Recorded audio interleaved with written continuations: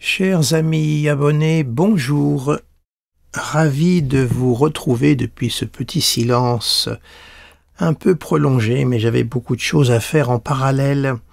Alors je tenais aussi à vous signaler, à vous donner cette information. Prochainement, les éditions Point, éditions qui sont rattachées au Seuil, vont rééditer toute la collection Zodiac d'André Barbeau, à savoir les 12 petits fascicules, volumes, qu'il avait donc créés pour chaque signe du zodiaque. Donc les éditions Point vont rééditer très prochainement cette collection, évidemment en intégralité. Voilà, je vous ferai part de la date de publication, parce que pour l'instant je ne l'ai pas encore. Mais je trouve que c'est une très bonne initiative de rééditer cette collection, et puis si ensuite le traité pratique et de la psychanalyse à l'astrologie était aussi réédité, ça serait vraiment très bien. Mais voilà, je n'ai pas, je dirais, des moyens d'action sur la maison d'édition, mais déjà cette initiative-là, rééditer les 12 petits fascicules des signes du zodiaque, c'est déjà très bien. Voilà, c'était l'information, et j'ai rédigé l'introduction de ces volumes. C'est pour ça que j'étais un petit peu entre parenthèses au niveau de ma présence sur YouTube. Alors aujourd'hui, je vous retrouve pour vous parler de la prochaine nouvelle lune qui va avoir lieu le 7 mai prochain. Hein. Nous sommes aujourd'hui, je crois, le 5 mai, nous sommes dimanche, vous voyez, donc il était temps quand même que je vous parle de cette nouvelle lune, surtout que là, je vais la développer vraiment d'une façon plus aiguë. Veuillez m'excuser. Je vais vraiment l'orienter là, aujourd'hui, parce que elle se fait, comme vous le voyez, dans le signe du Taureau, donc c'est une nouvelle lune vénusienne. Dans ce signe de terre, plein de vie, ce signe épicurien de sensualité qui marque le cœur du printemps.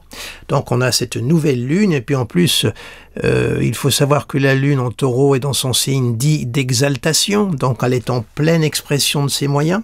C'est une lune, c'est vrai que la lune est dans le signe de Vénus, donc il y a un rapport entre la féminité, l'amour, la beauté, l'esthétisme, la sensualité, bref, ça fait un merveilleux cocktail.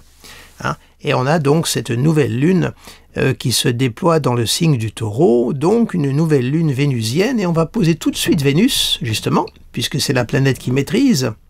Eh bien, Vénus est en Taureau. On a une nouvelle lune qui est dans la conjonction de Vénus, donc là aussi, on a une accentuation des valeurs donc de Vénus. Alors Vénus, maintenant vous devez être habitué un peu à son clavier symbolique. Hein. Vénus, c'est la planète de l'harmonie, de la concorde, de l'amour, de la beauté, de l'esthétisme, également de la vie associative, de l'amitié, bref, là, une planète de joie, une planète de bonheur, c'est Vénus. Et là, on a une nouvelle lune totalement vénusienne, puisque nous avons la conjonction, nous l'avons, nouvelle lune, Vénus, autrement dit, Soleil, Lune, Vénus, donc déjà, on a un magnifique déploiement. Alors, c'est le moment de resserrer nos liens, c'est le moment où les amoureux transis, écoutez, c'est le moment de déclarer votre flamme. Hein, ne vous privez surtout pas de laisser libre cours à vos sentiments, à votre amour, à votre sensualité. On est dans l'axe Taureau-Scorpion, hein, n'oubliez jamais aussi de raisonner par axe. Je sais que l'astrologie est un jeu multidialectique, comme l'avait si bien formulé André Breton, donc je sais qu'il y a une grande complexité à faire tout interagir dans une interprétation. C'est une gymnastique intellectuelle qui n'est pas facile, mais qu'on arrive à acquérir au fil du temps, avec la pratique. Hein. Rien de tel que la pratique pour se former à l'astrologie. Alors on est dans l'axe très érotique, très sexué du Taureau-Scorpion. Hein. On est dans l'axe et on a cette magnifique nouvelle lune présente qui se déploie. Donc là, c'est le moment de laisser libre cours à la joie, même si actuellement nous sommes dans une période mondiale qui ne se prête guère à la joie, qui est guère encline à la joie, on est bien d'accord. Hein. Rassurez-vous, je ne vais pas tomber dans le monde des bisounours, c'est pas tellement dans mon genre, mais il ne faut pas non plus se laisser totalement gagner par cette morosité ambiante, parce qu'il y a des moments où il y a de quoi se... Je vais pas dire à se tirer une balle dans la tête, mais il y a des moments où on a envie de foutre le camp et aller je ne sais pas où actuellement, parce que ça va mal partout. Voilà. Alors donc, vivons pleinement cette pleine lune gourmande de beauté et de sensualité et de plaisir. Alors on va positionner, veuillez me pardonner, on va positionner, tenez, Mercure, puisque c'est la planète de la communication. On a un Mercure en bélier, Mercure martien. Bon. Donc, la communication, la parole, le mouvement, la pensée passe par le prisme de ce bélier de Mars, donc un côté plutôt frondeur. On est dans la primarité, on est dans l'extraversion, donc on a là une pensée qui est très tranchante. Hein. C'est l'impulsivité du bélier. C'est j'agis un petit peu avant de penser, ou alors l'action et la pensée sont complètement imbriquées, ce qui fait qu'on n'a pas beaucoup de recul pour réfléchir. C'est un Mercure d'emballement, attention donc à ce que l'on va dire et ce que l'on va faire de façon globale. Voyez dans votre thème ce que Mercure fait comme aspect, dans quelle maison il se superpose. C'est la maison qui va être concernée par Mercure. Donc un Mercure de feu, qui est un Mercure entreprenant en même temps, un Mercure qui va de l'avant. Le bélier est un signe cardinal, hein, qui ouvre. C'est l'équinoxe du printemps. Donc on a cet élan intellectuel, cette fougue, mais attention où cette fougue peut nous conduire. Alors puisque Mercure est en bélier, on va positionner Mars, qui est la planète qui a maîtrise. Alors on sait que Mars est également en bélier, hein, il est à 5 degrés du signe. Alors actuellement on voit qu'on a une nouvelle lune qui n'entretient pas de relation avec ces planètes, mais on a un Mars en bélier. Alors on a un Mercure en bélier, un Mars en bélier. Alors évidemment, ce n'est pas la signature de la paix, ce n'est pas la signature de la détente. On est dans le désir, on est dans l'action, on est même dans le combat. On est dans cette primarité de Mars qui réagit plus qu'il ne pense. Donc ça peut avoir du positif, bien sûr, mais attention à là aussi à, comment dirais-je, pensons à mettre des bémols à notre partition. Hein, voilà. Et ne nous laissons pas trop emporter par cet élan, cette fougue, et qui peut nous amener quelquefois à commettre des bêtises. Alors là aussi, voyez dans votre thème, si vous avez des planètes dans les premiers degrés du bélier, vous êtes actuellement marqué par le transit de Mars, et voyez également les aspects que ce Mars fait actuellement. Il est dans le premier décan du bélier, donc il touche premier décan Capricorne, premier décan Cancer, et premier décan Balance. Et également premier décan Sagittaire, premier décan Lion, par trigone, et premier décan Verseau, premier décan Gémeaux, par sextile. Voilà exactement le rayonnement de Mars au moment de cette nouvelle lune et durant pas mal de temps, puisque Mars, comme vous le savez, reste 2 mois dans un signe du zodiaque. Alors là, durant la phase bélier, il va peut-être le traverser un tout petit peu plus vite, mais actuellement, il est dans l'énergie de Mars et il est dans son signe. Donc Mars est en pleine, lui aussi, expression de ses moyens. Alors poursuivons l'exploration de cette nouvelle lune. On va positionner Jupiter, on va respecter l'ordre du système planétaire, tout simplement. Alors, on a un Jupiter en taureau, lui aussi. Et on a là la formation d'une conjonction Soleil-Jupiter. On a une nouvelle lune qui est également dans la conjonction de Jupiter. Alors, je vais approfondir tout à l'heure, développer sur un plan beaucoup plus... Je vais orienter mon interprétation tout à l'heure. C'est pour ça que je vais un petit peu vite là. Mais notez qu'on a déjà une quadruple conjonction taureau, Jupiter, Soleil, Lune, Vénus, hein, Soleil, Lune formant là actuellement la nouvelle Lune. Donc Vénus maîtrise quand même 3 planètes, y compris le renouveau du cycle lunaire. Positionnons Saturne, qui est en Poisson, il est là. Voilà. Et là, Saturne, lui, est au sextile de la nouvelle lune. On a un sextile Saturne, nouvelle lune, du Poisson au Taureau. Alors, de l'eau à la terre, les éléments sont compatibles. Hein. L'eau irrigue la terre, la fertilise. Et il est en train, là, actuellement, d'aspecter la nouvelle lune, donc il apporte sa structure, il apporte sa pondération, sa secondarité, la prise de recul.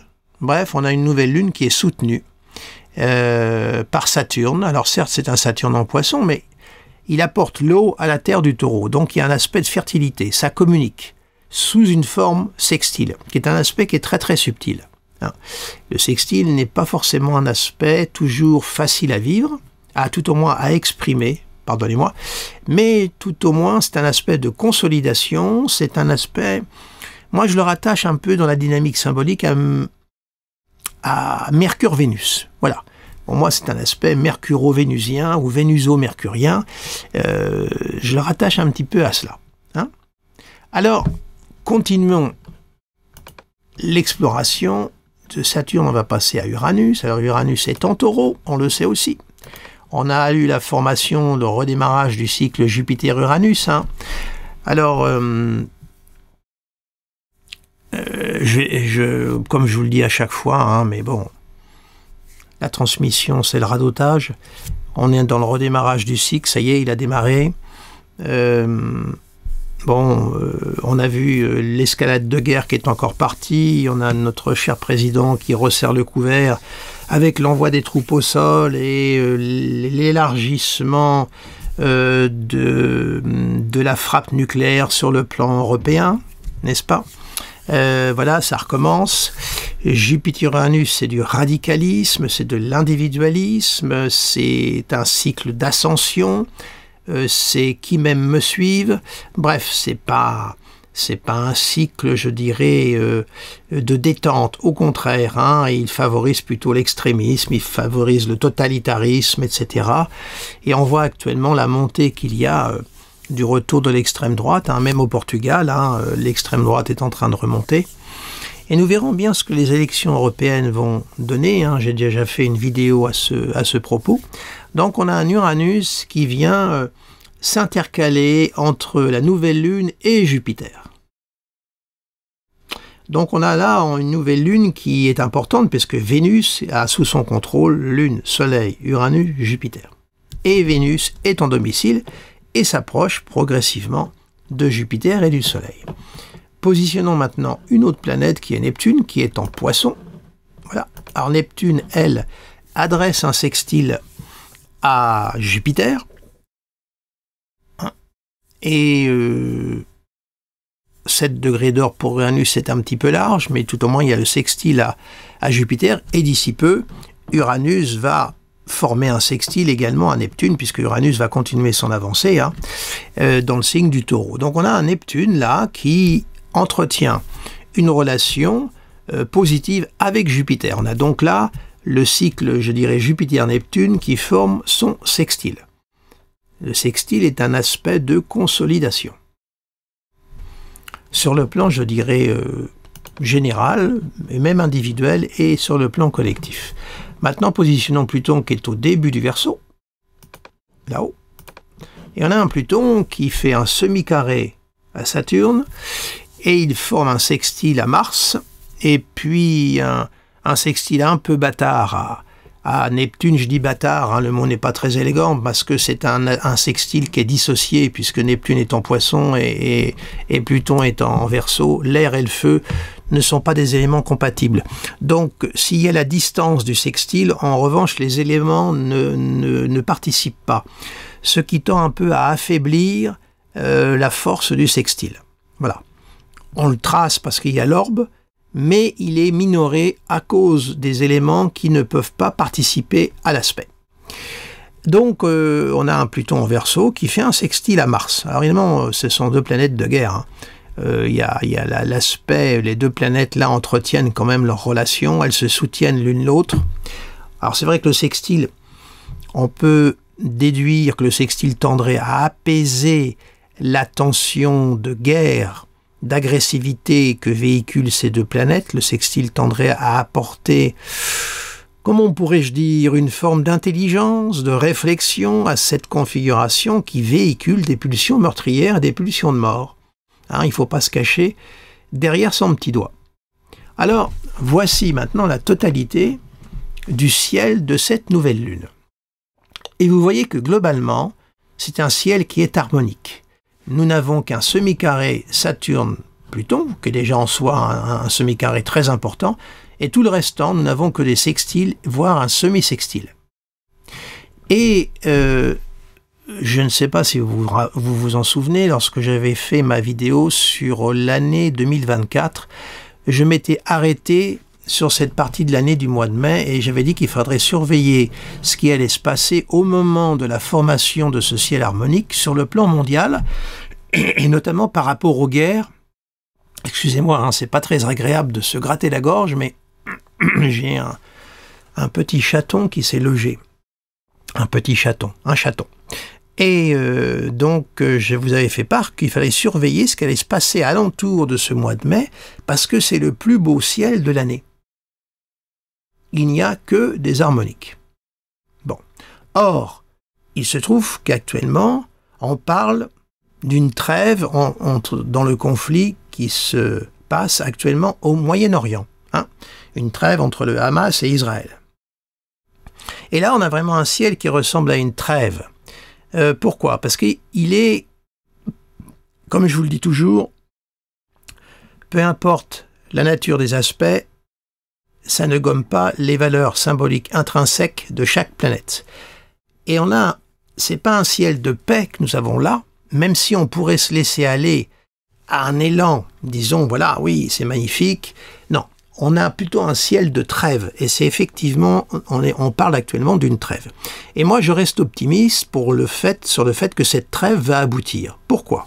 Parce qu'on va quand même avoir de plus en plus la concentration là, des planètes qui vont avancer. Alors, on va les avancer au jour le jour. Vous voyez, vous suivez, le 7 mai est ici, là. Hein, vous voyez, ici, là. Bon. Puis on va avancer au jour le jour. Vous voyez. Alors, la Lune, elle suit son cycle. Hein, vous savez, elle avance de 1 degré toutes les 2 heures. La Lune parcourt un signe en 2 jours et demi. Bon. Mais on voit la concentration. Vous voyez, des planètes, là. Et au fur et à mesure, on est le 12 mai, là, vous voyez, on a la conjonction Soleil-Uranus et Vénus qui est en train de se rapprocher. Vous voyez, de plus en plus, on a une concentration qui fait un trigone, qui va former un trigone dissocié à Pluton. Donc, ça veut dire que le trigone n'est pas, il existe, mais il n'est pas encore assez fort. Sextile à Saturne, vous voyez, ça continue. Plus un jour, on va continuer, voilà. Mais et on aura une conjonction, là, Soleil-Jupiter, même Vénus-Uranus, vous voyez, à ce moment-là, là. Bon, la Lune, à un moment donné, va participer le 17 mai par trigone. Vous voyez, on va avoir ce qu'on appelle un petit peu un cerf-volant. Et le cerf-volant, la pointe du cerf-volant, c'est Neptune.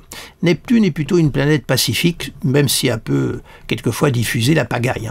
Mais on est donc dans une phase, là, ce mois de mai, qui est plutôt encline à amener un climat un peu de détente. Mais, comment dire? C'est ambivalent, parce que dans tout ça, il y a Uranus qui existe quand même. Hein. Puis il y a un Mars en bélier. Donc, on a quand même dans tout ça, c'est pour ça qu'on ne peut pas parler de paix, mais c'est une trêve. La trêve, comme je vous le disais, ça veut dire ce que ça veut dire. C'est une trêve. C'est à un moment donné, on fait une pause. On va peut-être discuter. Mais ça peut amorcer, peut-être, semer peut-être une graine, hein, qui va peut-être donner après ses fruits. Parce que là, on est dans une phase sextile. Alors, je vais revenir un petit peu en arrière, mais c'était pour vous montrer l'évolution du ciel. Hein. Voilà. Alors, je vais revenir au 7 mai. Tout de même, revenir à mon propos de départ, parce que... Voilà, on revient à cette nouvelle lune, donc du 7 mai prochain, dans 2 jours. Vous voyez, Uranus vient se loger entre cette conjonction Soleil-Lune-Jupiter, parce que là, les trois, là, s'il n'y a pas Uranus, on peut se dire que c'est un climat, on peut même parler d'une orientation vers la paix, là. Mais il y a Uranus qui vient se mêler à tout ça. Et Uranus, c'est pas, c'est l'explosion, c'est pas l'équilibre. Bon, et puis on a un Mars qui est en bélier tout de même, qui participe, qui est relié à Pluton, vous voyez. On a donc un ciel qui est ambivalent, bien que parcouru de sextiles, mais on a quand même cette perspective de paix. Alors maintenant, je vais vous montrer le ciel d'Israël, parce que c'est intéressant à positionner. Alors, voilà le ciel de l'État d'Israël. Alors on va positionner immédiatement, bim, bim, bim, bim, bim, bim. Alors attendez, on va mettre les transits et puis on va mettre tout de suite la nouvelle lune. Alors la nouvelle lune en Israël se fera le 8 mai à 6h22. Voilà. Et vous voyez, alors attendez, je fais... Voilà, le ciel de la nouvelle lune qui sera Tel Aviv, 6h21. Vous voyez là, 18 degrés 2. Nous c'est le 7 mai, eux ça sera le 8. Et vous voyez la concentration, et voyez que tout va se concentrer quand même sur le soleil de l'État d'Israël. Alors, on voit bien que là, l'État d'Israël est au cœur. Hein, on a le retour du soleil, hein, petit à petit. Hein, l'État s'est formé le 14 mai, donc on va avoir, on va dire, la révolution solaire de l'État d'Israël, et on voit qu'il y a une concentration qui se fait sur le soleil au carré de Saturne. Bon. Mais en même temps, vous voyez, je vous fais du en même temps, hein, Soleil-Uranus, quand même, il y a le carré de Mars. Donc on voit qu'on est toujours dans un climat de tension, un climat de fond de guerre, mais il y a quand même cette concentration en taureau vénusienne avec Soleil, Lune, Vénus, Jupiter. Là, Soleil, Lune, Vénus, Jupiter en taureau, c'est pas de la guerre. Bon, c'est plutôt de la paix, c'est plutôt de la joie de vivre. Pardonnez-moi d'employer cette formulation, mais voilà. Mais, dans le ciel d'Israël, il y a cet Uranus qui vient contrarier quand même le cours des choses. Et puis, par rapport à l'État d'Israël, on voit qu'il y a un carré. Uranus va continuer à avancer. Vous voyez, déjà Jupiter est au carré de Mars, donc il vient quand même activer les valeurs de Mars. Donc, Israël n'est pas dans une perspective de faire la paix, mais il peut y avoir cette trêve qui peut aboutir pour peut-être parvenir à libérer des otages, en espérant que tous les otages soient encore en vie. Hein. Il y a quand même cet espace-là qui existe actuellement qu'on ne peut pas négliger. Hein, du tout. Parce que si on regarde après la totalité des transits, hein, on voit un Pluton, regardez le Pluton là, est opposé à la Lune. Hein. On a une opposition Pluton-Lune. Pluton va arriver même dans les 3 degrés. Vous voyez, au carré de l'ascendant, on ne peut pas dire qu'on a un ciel trop détendu. On a un Saturne, vous voyez, au sesquicarré de l'ascendant. Le Mars, lui, qui fait trigone, vous voyez, au milieu du ciel et à la Lune, carré Vénus, est opposé à Neptune. Vous voyez donc la propagation de la valeur martiale, donc de la valeur guerrière par Neptune. Donc globalement, on voit là une accentuation de la valeur solaire de l'État d'Israël, donc l'État d'Israël qui est dans une position d'imposer de plus en plus sa volonté. Hein. Soleil, Jupiter, Uranus, c'est énorme hein, sur le Soleil. Au carré de Mars, donc c'est vrai que c'est pas du tout un aspect de détente. Hein, et on voit que là, Israël est en train d'essayer d'imposer sa suprématie, imposer ses règles, Jupiter. Hein. Donc on est dans un ciel ambivalent parce que, comme vous le savez, dans la formation des sextiles, après le sextile, on a le carré, 90 degrés, qui vient remettre complètement en question ce qu'on a mis en place sous le sextile. Et on récolte après au trigone 120 degrés. Le trigone étant l'addition de 2 sextiles. Sextile, c'est 60 degrés, le trigone, c'est 120. Donc un trigone équivaut à 2 sextiles. Voilà. Donc on est actuellement dans une phase là qui est en adéquation avec le ciel actuel. Ce ciel que j'avais pointé, que je vous avais demandé aussi de le suivre, d'apporter votre attention. Et on parle d'une trêve. Moi, je suis plutôt optimiste, c'est-à-dire que cette trêve va quand même aboutir et qu'il va y avoir un résultat et la libération d'otages. Mais ça ne veut pas dire pour autant qu'on va vers la paix, parce que tout de même, on voit que les valeurs de Mars sont complètement réactivées. Alors c'est sous un carré, c'est vrai que le carré est un aspect plutôt de blocage, donc il va peut-être y avoir un frein dans cette propagation guerrière, mais reste que Mars est complètement activé. Donc on n'est pas dans une perspective encore de paix, loin de là. Mais ce début d'ouverture de dialogue entre le Hamas et Israël peut peut-être semer une petite graine qui peut aboutir petit à petit au fil du temps. Déjà, on va voir. Mais je suis plutôt optimiste pour le fait que la trêve aboutisse à un résultat. Voilà.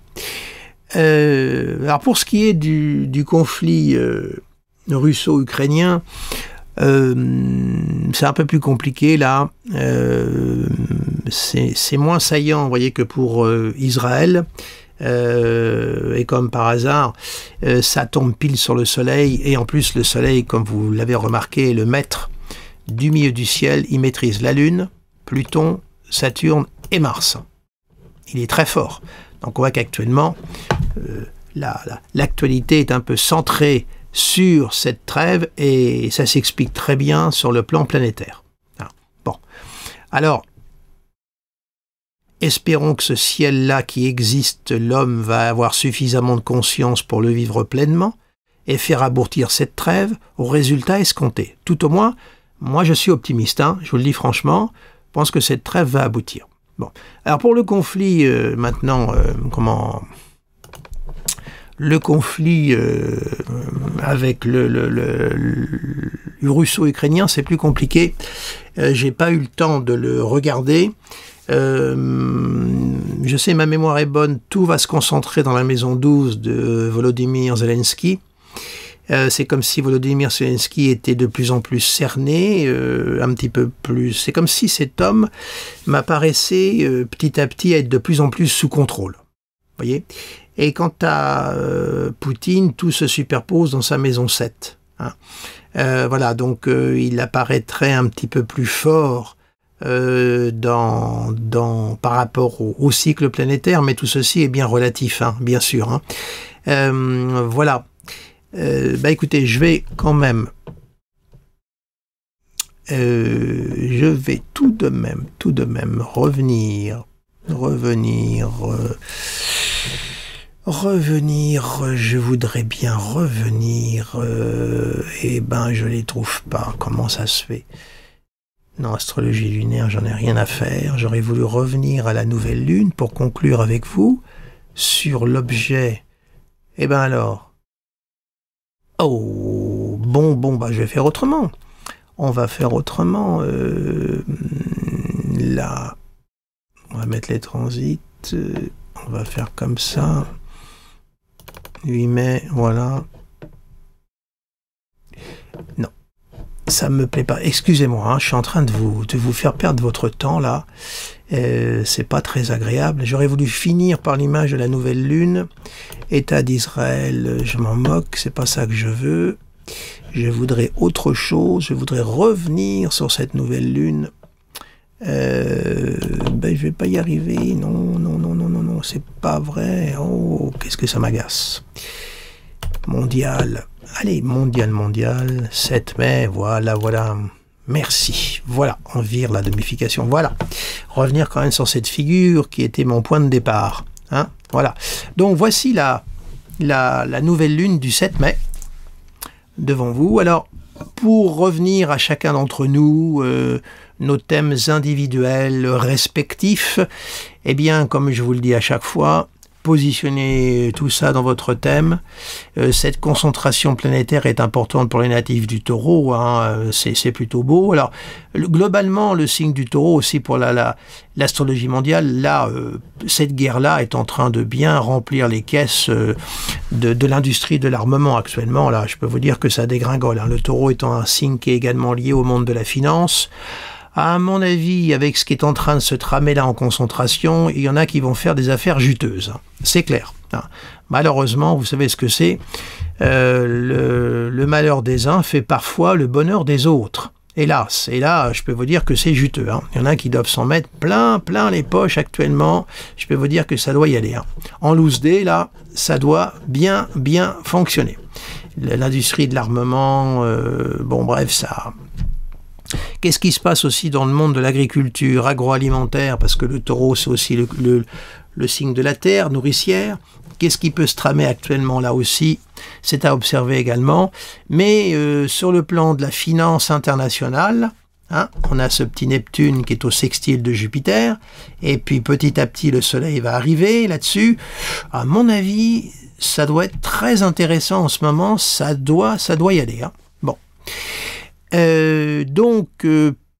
Pour revenir maintenant à nous, petits bipèdes, eh bien écoutez, voyez cette belle concentration. Alors ça touche évidemment les Capricornes aussi et les Vierges, hein, et également les Cancers et les Poissons par sextile.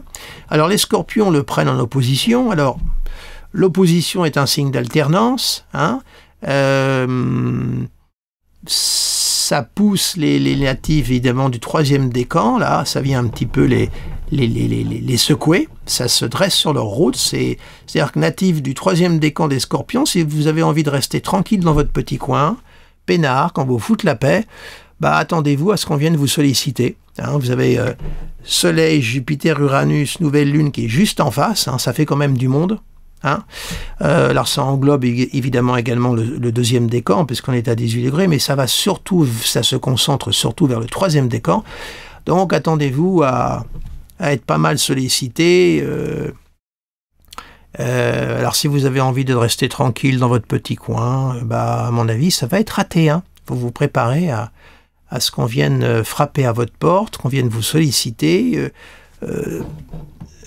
Le taureau, c'est votre alter ego, hein, natif du Scorpion. Et lycée de Versailles pour les taureaux, vous voyez, c'est l'axe.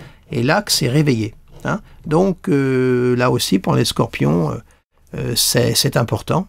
Hein. Donc, alors évidemment, avec l'opposition pour les Scorpions, ça veut dire que ça peut créer une petite tension ou venir un peu déranger. C'est une opposition. Vous voyez, donc, bon, bah écoutez... Prenez les choses avec recul et diplomatie, hein, surtout.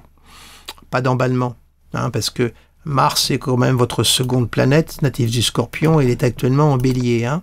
Bon, et relié avec Pluton, donc ne vous laissez pas trop emporter non plus par un élan d'impulsivité. Hein. Essayez quand même de prendre du recul. Saturne, justement, est en train de jouer par trigone pour vous en ce moment, là. Hein, donc jouez plutôt les valeurs de Saturne. Hein, voilà.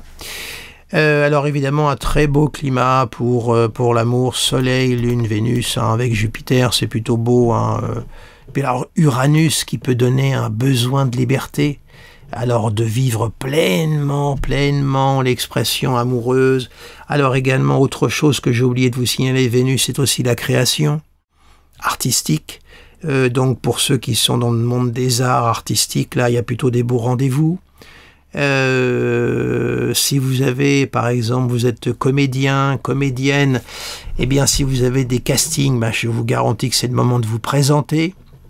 Alors je parle évidemment pour ceux chez qui cette concentration va faire des aspects. Si par exemple vous êtes une taureau de ce décan-là, 3e, et que vous êtes comédien et qu'il y a des castings, eh ben écoutez, courez faire tous les castings de France et de Navarre, vous ne pouvez pas passer inaperçu, hein, allez-y, surtout, montrez-vous, mettez-vous sous la lumière, Soleil, Uranus, Jupiter, c'est tout sauf l'ombre, c'est le plein éclat, donc présentez-vous, allez-y, le taureau c'est aussi la voix, donc il faut vous montrer. Hein, il faut vous faire entendre, ça passe aussi par la parole, tout ça. Hein. Alors la parole, c'est aussi les négociations. Hein. Voilà, donc toutes les valeurs du taureau sont complètement exacerbées. Hein. Exacerbées. Soutenues par Saturne, maîtrisées, et expansion par Neptune. Hein. Donc c'est plutôt sympa tout ça. Hein. Et puis progressivement, on va avoir Jupiter qui va arriver au trigone de Pluton. Parce qu'après, nous allons avoir la prochaine pleine lune, hein, qui va se suivre. Attendez, je vais vous la montrer d'ailleurs, puisque je vous en parle. 7 mai, 23 mai, la pleine lune. Vous voyez, la pleine lune, elle, va se faire en Sagittaire, le 23 mai, et elle sera dans l'axe d'une conjonction Vénus-Jupiter au trigone de Pluton. Vous voyez, on a encore là une pleine lune, alors elle est rattachée à Pluton, trigone Pluton, sextile, vous voyez, on a encore là, on est quand même dans une période il va falloir quand même surveiller cette période-là par rapport à la situation générale mondiale. Vous voyez, c'est à surveiller, parce qu'on a une pleine lune là, qui est quand même intéressante, parce qu'elle englobe Vénus-Jupiter. Fin taureau. Vous voyez, relié à Neptune, trigone Pluton. Hein. Alors il y a toujours ce Satané Mars en bélier, évidemment, qui vient jeter son sesquicarré et son semi-carré à cette nouvelle lune. Lui, il vient il est tout le temps là pour gâter la sauce. Il y a toujours ce fond de guerre, ce fond de dangerosité qui est quand même là. Mais il y a quand même une avancée, il y a quand même une évolution qui existe. Voilà. Bah écoutez, je stoppe ici mon bavardage. Vous m'excuserez parce que je suis allé un petit peu dans tous les sens pour cette nouvelle lune, mais je voulais quand même vous faire part de mon regard. Alors ensuite, bah écoutez, hein, les événements vont parler, mais je pense qu'il faut vraiment suivre l'actualité de presse sur le plan mondial actuellement. Hein. Mais on est toujours dans une ambivalence tout de même générale. Ce Mars-là m'embête, quoi. Vous voyez, pour cette nouvelle lune, il vient typiquement... Hein, il vient la noyauté, quoi. Hein, voilà. Il vient la noyauté. Bon, mais écoutez, je vous souhaite un agréable dimanche. Je vous remercie de votre fidélité.